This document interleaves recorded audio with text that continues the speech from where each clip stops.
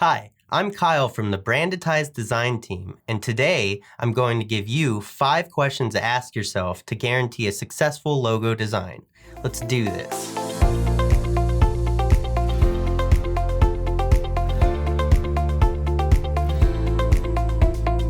A company's logo can represent so much more than just your company's name. There can be symbolism in every aspect of creative that represents your brand equity.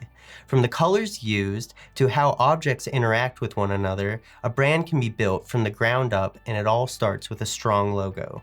Influential designers like Paul Rand, Chip Kidd, Saul Bass, and Carolyn Davidson have all made successful careers helping companies be represented, not only visually, but on many subconscious levels that speaks to the company's ideals, their mission, and the brand tone overall.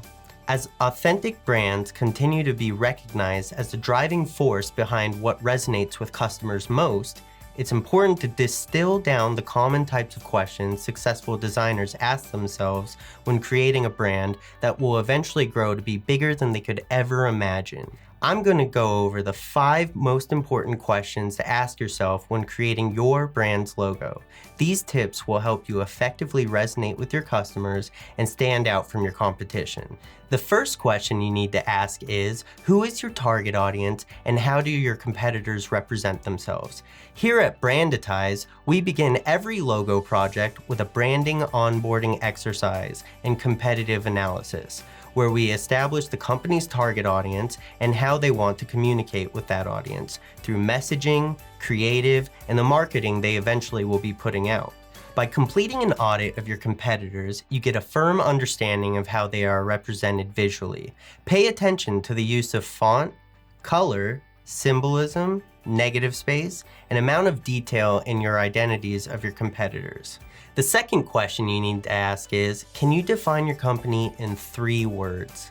This can seem like a simple statement, but going around to each stakeholder in a logo design project and asking them to define how they view the company in 3 words will really open your eyes to the key values you need to hit on to resonate with your audience. This is a great exercise as it demonstrates the commonalities and answers between individuals and allows you to address any answers that may contrast each other. By capturing these common points in your design, you are effectively on your way to creating an authentic branding system. When we created our new logo at Brandetize, we wanted something that represented performance, growth, and culture. Also our tagline, brand, build, and monetize. For question number 3, ask yourself, what emotions do you feel when you think of the services your company provides to the customers? This is another abstract question that answers a lot of basic questions. Think about these things.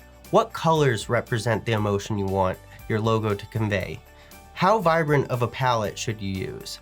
How can this emotion be represented in the mark or icon for the logo? By understanding what type of emotion you want to evoke, you can let this guide you towards how you shape your branding.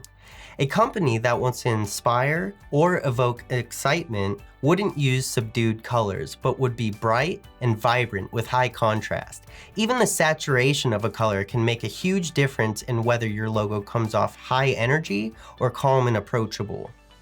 For question 4, would you describe your business as classic and timeless or sleek and cutting edge? This question is a bit more straightforward in how it affects your final logo. The most straightforward determination would be the use of serif or sans serif font, depending on what your answer you have chosen. Most commonly, sans serif fonts are associated with a clean, modern, and minimal brands, while serif fonts can come off more classic and timeless.